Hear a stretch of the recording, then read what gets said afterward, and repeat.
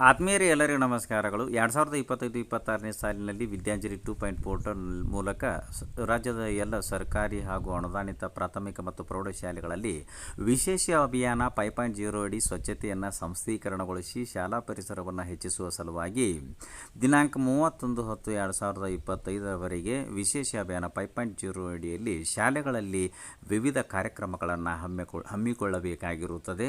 ಅವುಗಳಲ್ಲಿ ಮುಖ್ಯವಾಗಿ ಸ್ವಚ್ಛತಾ ಕಾರ್ಯಕ್ರಮದಲ್ಲಿ ಶಾಲಾ ಆವರಣದ ವೈಟ್ ವಾಷಿಂಗ್ ಅಥವಾ ಪೇಂಟಿಂಗ್ ಸ್ವಚ್ಛತಾ ಕಾರ್ಯ, ಗೋಡೆ ಮೇಲೆ ಚಿತ್ರಕಲೆ ಬಿಡಿಸುವುದು, ವಿದ್ಯುತ್ ಅಥವಾ ಎಲೆಕ್ಟ್ರಾನಿಕ್ ದುರಸ್ತೀಕರಣ, ಶೌಚಾಲಯಗಳು, ಕುಡಿಯುವ ನೀರಿನ ಸೌಲಭ್ಯಗಳ ಅವಶ್ಯಕ ದುರಸ್ತೀಕರಣ, ಸ್ಥಳೀಯ ಕಲಾ ಪ್ರಕಾರಗಳಿಂದ ಪ್ರೇರಿತವಾಗಿರತಕ್ಕಂತಹ ಭಿತ್ತಿ ಚಿತ್ರಗಳನ್ನು ಬಿಡಿಸಿ ಶಾಲಾ ಒಂದು ವಾತಾವರಣವನ್ನು ಸುಂದರಗೊಳಿಸ್ತಕ್ಕಂಥದ್ದು ಮತ್ತು ಈ ಒಂದು ವಿಶೇಷ ಅಭಿಯಾನ 5.0 ಅಡಿಯಲ್ಲಿ ಭಾಗವಹಿಸ್ತಕ್ಕಂತಹ ಭಾಗೀದಾರರು ಯಾರಪ್ಪ ಅಂತ ಕೇಳಿದರೆ ಶಾಲೆಯ ಹಳೆಯ ವಿದ್ಯಾರ್ಥಿಗಳ ಸಂಘ ಮತ್ತು ಸರ್ಕಾರಿ ಶಾಲಾ ವ್ಯಾಪ್ತಿಯಲ್ಲಿ ಬರ್ತಕ್ಕಂತಹ ಗ್ರಾಮ ಪಂಚಾಯಿತಿಗಳು ಅಥವಾ ಸ್ಥಳೀಯ ಸಂಸ್ಥೆಗಳು ಮತ್ತು STMC ಮತ್ತು ಸ್ವಯಂ ಸೇವಾ ಸಂಸ್ಥೆಗಳು ಹಾಗೂ ಬಹುರಾಷ್ಟ್ರೀಯ ಕಂಪನಿಗಳು.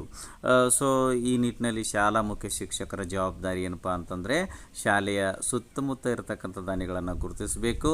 ಶಾಲೆಗೆ ಅವರಿಂದ ಪಡೆಯಬಹುದಂಥ ಸೇವೆಯನ್ನು ವಿದ್ಯಾಂಜಲಿ ಪೋರ್ಟಲ್ ಮೂಲಕ ರಿಜಿಸ್ಟ್ರೇಷನನ್ನು ಮಾಡಬೇಕು ಮತ್ತು ತಿಳಿಸಲಾದ ದಿನಾಂಕದೊಳಗೆ ವಿಶೇಷ ಅಭಿಯಾನ 5.0ನಲ್ಲಿ ಭಾಗವಹಿಸುವಂತೆ ಕ್ರಮ ವಹಿಸಬೇಕಾಗಿರುತ್ತದೆ ಮತ್ತು ಈ ಎಲ್ಲ ಒಂದು ಕಾರ್ಯಗಳನ್ನು 31 ಅಕ್ಟೋಬರ್ 2025 ಈ ದಿನಾಂಕದೊಳಗೆ ಮಾಡಬೇಕಾಗಿರುತ್ತದೆ. ಈ ನಿಟ್ಟಿನಲ್ಲಿ ಈ ಶಾಲೆಗಳ ಮುಖ್ಯೋಪಾಧ್ಯಾಯರುಗಳು ತಮ್ಮ ಶಾಲೆಯ ಒಂದು ಮೇಂಟೆನೆನ್ಸ್ ಹಾಗೂ ರಿಪೇರ್ ಮಾಹಿತಿಯನ್ನು ವಿದ್ಯಾಂಜಲಿ 2.0 ಪೋರ್ಟಲ್ನಲ್ಲಿ ಎಂಟ್ರಿ ಮಾಡುವುದಕ್ಕಾಗಿ ತಮ್ಮ ಮೊಬೈಲ್ ಅಥವಾ ಲ್ಯಾಪ್ಟಾಪ್ ಅಥವಾ ಕಂಪ್ಯೂಟರ್ನಲ್ಲಿ ಬ್ರೌಸರೊಂದನ್ನು ಓಪನ್ ಮಾಡಿಕೊಂಡು ಸರ್ಚ್ ಬಾರ್ನಲ್ಲಿ ವಿದ್ಯಾಂಜಲಿ ಅಂತ ಟೈಪ್ ಮಾಡಿಕೊಂಡು ಸರ್ಚ್ ಕೊಡಬೇಕು. ಸರ್ಚ್ ರಿಸಲ್ಟ್ಸಲ್ಲಿ ವಿದ್ಯಾಂಜಲಿ ಮೊದಲೇ ಒಂದು ಹೈಪರ್ ಲಿಂಕ್ ಮೇಲೆ ಕ್ಲಿಕ್ ಮಾಡಿ ನಂತರ ನಿಮಗೆ ಇಲ್ಲಿ ರಿಜಿಸ್ಟರ್ ಮತ್ತು ಲಾಗಿನ್ 2 ಬಟನ್ಗಳು ಕಾಣಿಸುತ್ತವೆ ನೋಡಿ.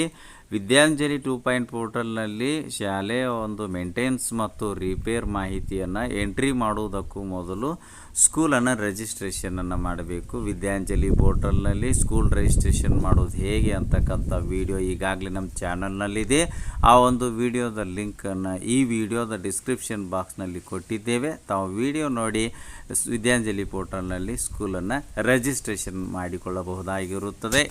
ರಿಜಿಸ್ಟ್ರೇಷನ್ ಮಾಡಿಕೊಂಡಿರುವ ಶಾಲೆಗಳವರು ಲಾಗಿನ್ ಆಗಲು ಲಾಗಿನ್ ಗ್ರೀನ್ ಕಲರ್ ಬಟನ್ ಮೇಲೆ ಕ್ಲಿಕ್ ಮಾಡಿ ಇಲ್ಲಿ ಸ್ಕೂಲ್ ಇಂಡಿವಿಜುವಲ್ ಅಡ್ಮಿನಿಸ್ಟ್ರೇಟರ್ ಎಂಬ ಮೆನುಗಳು ಬರುತ್ತವೆ. ಸ್ಕೂಲ್ ಮೇಲೆ ಕ್ಲಿಕ್ ಮಾಡಿ ನಂತರ ನಿಮಗೆ ಇಲ್ಲಿ ಸ್ಕೂಲ್ ಲಾಗಿನ್ ಪೇಜ್ ಬರುತ್ತದೆ.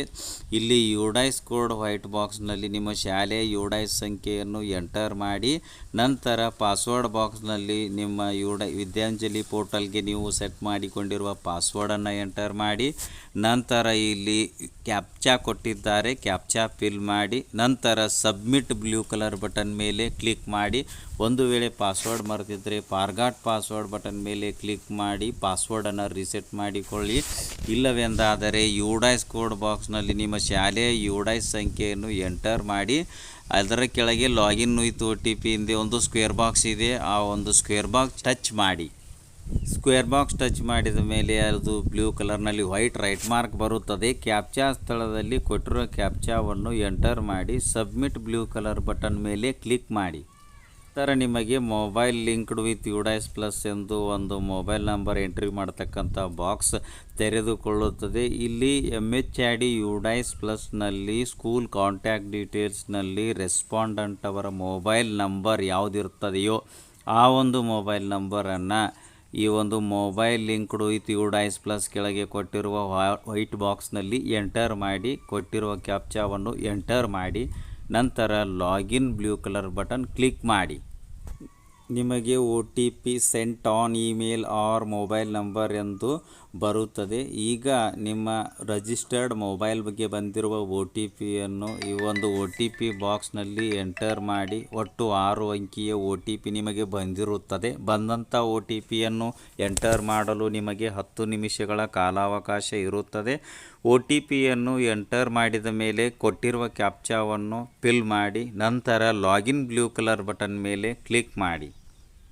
ಸೊ ನೋಡಬಹುದು ನೀವೀಗ ಲಾಗಿನ್ ಆಗಿದ್ದೀರಿ. ನಂತರ ನಿಮಗೆ alert kindly sync your records as they are outdated ಎಂದು ಪಾಪ್ ಮೆಸೇಜ್ ಒಂದು ಬರುತ್ತದೆ. ಇಲ್ಲಿ click here to sync blue colour button ಮೇಲೆ ಕ್ಲಿಕ್ ಮಾಡಿ ನಂತರ ಸಕ್ಸಸ್ ಸ್ಟೇಟಸ್ ಸಿಂಕ್ಡ್ ಸಕ್ಸಸ್ಫುಲಿ ಅಂತ ಬರುತ್ತದೆ. ನಂತರ ಇಲ್ಲಿ ನಿಮಗೆ ಪ್ರೊಫೈಲ್ ಪೇಜ್ ಕಾಣಿಸಿಕೊಳ್ಳುತ್ತದೆ. ನಂತರ ನೀವು ನಿಮ್ಮ ಒಂದು ಸ್ಕೂಲ್ನ ಮೇಂಟೆನೆನ್ಸ್ ಮತ್ತು ರಿಪೇರ್ ಡೀಟೇಲ್ಸ್ ಮಾಹಿತಿಯನ್ನು ಎಂಟ್ರಿ ಮಾಡುವುದಕ್ಕಾಗಿ ಎಡಗಡೆ ಇರತಕ್ಕಂಥ ಮೆನುಗಳಲ್ಲಿ assets or material or equipment ಈ ಒಂದು ಮೆನು ಮೇಲೆ ಕ್ಲಿಕ್ ಮಾಡಿ ನಂತರ ನಿಮಗೆ ಅಸೆಟ್ಸ್ ಮಟೀರಿಯಲ್ ಇಕ್ವಿಪ್ಮೆಂಟ್ನ ಒಂದು ಪೇಜ್ ವಿಂಡೋ ಬರುತ್ತದೆ. ಇಲ್ಲಿ ಪ್ಲಸ್ ಆರೆಂಜ್ ಕಲರ್ ಬಟನ್ ಇದೆ, ಅದರ ಮೇಲೆ ನೀವು ಕ್ಲಿಕ್ಕನ್ನು ಮಾಡಿ ನಂತರ ನಿಮಗೆ ಒಂದು ಪಾಪಲ್ಲಿ add new assets material equipment request ಅಂತ ಪಾಪ್ ಪೇಜ್ ಡಿಸ್ಪ್ಲೇ ಆಗುತ್ತದೆ. Asset or material category select down arrow mark ಮೇಲೆ ಕ್ಲಿಕ್ ಮಾಡಿ ಇಲ್ಲಿ ಅಸೆಟ್ಸ್ನ ಒಂದು ಕ್ಯಾಟಗರಿಗಳು ಶೋ ಆಗುತ್ತದೆ. ಇದರಲ್ಲಿ ನಾನು ಮೇಂಟೆನೆನ್ಸ್ ಆ್ಯಂಡ್ ರಿಪೇರ್ಸ್ ಈ ಒಂದು ಕ್ಯಾಟಗರಿಯನ್ನು ಸೆಲೆಕ್ಟ್ ಮಾಡಿಕೊಳ್ಳುತ್ತೇನೆ. ನಂತರ assets or material name down arrow mark ಮೇಲೆ ಕ್ಲಿಕ್ ಮಾಡಿದಾಗ ಪೇಂಟಿಂಗ್ ಆರ್ ವೈಟ್ ವಾಶ್ ಈ ಒಂದು ಅಸೆಟ್ ಅಥವಾ ಮಟೀರಿಯಲ್ ನೇಮನ್ನು ಸೆಲೆಕ್ಟ್ ಮಾಡಿಕೊಳ್ಳುತ್ತೇನೆ. Maintenance required select down arrow mark ಮೇಲೆ ಕ್ಲಿಕ್ ಮಾಡಿದಾಗ ಇಲ್ಲಿ ಎಷ್ಟು ವರ್ಷಗಳ ಅವಧಿಯವರೆಗೆ ನಿಮಗೆ ಒಂದು ಮೇಂಟೈನ್ ರಿಕ್ವೈರ್ಡ್ ಇದೆ ಅದನ್ನು ಒಂದು ಇಯರನ್ನು ಸೆಲೆಕ್ಟ್ ಮಾಡಿಕೊಳ್ಳಿ, ಇಲ್ಲಾಂದರೆ ನಾಟ್ ರಿಕ್ವೈರ್ಡ್ ಕೂಡ ಸೆಲೆಕ್ಟ್ ಮಾಡಿಕೊಳ್ಳಬಹುದು. ನಂತರ ಕ್ವಾಂಟಿಟಿ ಇನ್ ಸ್ಕ್ವೇರ್ ಫೀಟ್ನಲ್ಲಿ ಪ್ರತಿ ಸ್ಕ್ವೇರ್ ಫೀಟ್ಗೆ ಏನೊಂದು ಕ್ವಾಂಟಿಟಿ ಇರ್ತದೆ ಅದನ್ನು ನೀವಿಲ್ಲಿ ಎಂಟರ್ ಮಾಡಿ ನಂತರ last date of receiving application ಅಂದರೆ ಈ ಒಂದು ಸೌಲಭ್ಯವನ್ನು ನೀವು ಯಾವ ದಾನಿಗಳಿಂದ ಪಡ್ಕೊಳ್ತಾ ಇದ್ದೀರಿ ಅಥವಾ ಈ ಒಂದು ಸೌಲಭ್ಯಕ್ಕಾಗಿ ದಾನಿಗಳಿಂದ ನೀವು ಅರ್ಜಿಯನ್ನು ಸ್ವೀಕರಿಸ್ತಕ್ಕಂತಹ ಕೊನೆಯ ದಿನಾಂಕವನ್ನು DDMMYYYY ಈ ಒಂದು ಫಾರ್ಮ್ಯಾಟ್ನಲ್ಲಿ ಕೊನೆಯ ದಿನಾಂಕವನ್ನು ಎಂಟರ್ ಮಾಡಿ expected date before material need expected ಡೇಟನ್ನು DDMMYYYY ಫಾರ್ಮ್ಯಾಟ್ನಲ್ಲಿ ಎಂಟರ್ ಮಾಡಿ ನಂತರ ಡೀಟೇಲ್ಸ್ ಆಫ್ ಅಸೆಟ್ಸ್ ಬಾಕ್ಸ್ನಲ್ಲಿ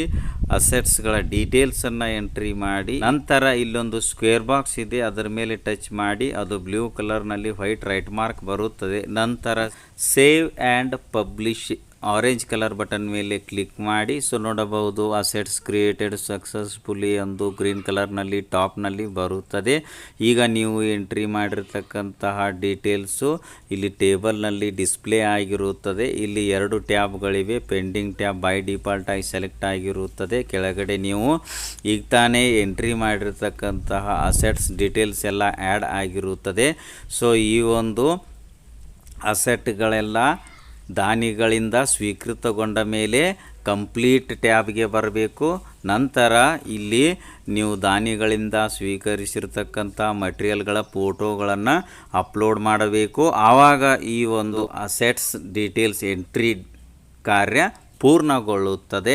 ವಿಡಿಯೋ ಇಷ್ಟ ಆದರೆ ಲೈಕ್ ಮಾಡಿ, ಉಪಯುಕ್ತ ಅನಿಸಿದರೆ ಶೇರ್ ಮಾಡಿ. ಈ ರೀತಿ ವಿಡಿಯೋಗಳಿಗಾಗಿ ಚಾನಲ್ಗೆ ಸಬ್ಸ್ಕ್ರೈಬ್ ಆಗಿ ಬೆಲ್ ಬಟನ್ ಪ್ರೆಸ್ ಮಾಡಿ ನೋಟಿಫಿಕೇಷನಲ್ಲಿ ಆಲ್ ಸೆಲೆಕ್ಟ್ ಮಾಡಿಕೊಳ್ಳಿ. ನಾವು ಮಾಡೋ ವಿಡಿಯೋಗಳ ಅಪ್ಡೇಟ್ಸ್ ಪಡಿತಾ ಇರಿ. Thanks for watching. ಧನ್ಯವಾದಗಳು. ವಂದೇ ಮಾತರಂ.